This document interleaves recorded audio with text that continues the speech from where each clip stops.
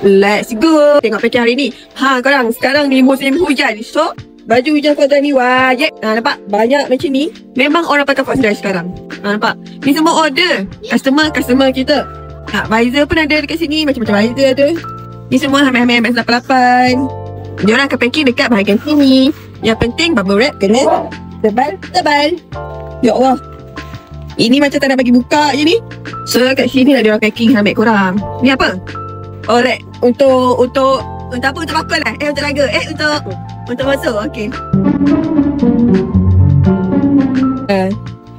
Saya tak tahu guys. Dekat sini. Ni kita ada apa? Kita ada HGV, LPG. Okay, yang dah siap diorang akan letak dekat luar. Kat sini. Nampak ni semua ni. Dah siap packing dah semua ni. Oh wow, saya nampak something. Guys, tengok tu. Tengok tu. Stok baru ke banyaknya? Memang dah banyak stok kan. Kau tengok tadi SGV banyak mana orang beli. Tadi kat dalam saya dah tunjuk baju hujan kan. Yang tak packing lagi tengok. Ada packing pada. So maknanya kita memang tengah beli baju hujan. Okay. So kalau dapat kan baju hujan ke, minyak hitam ke, helmet ke, korang boleh tekan kat ni sekarang. Ataupun tengok je kat showcase.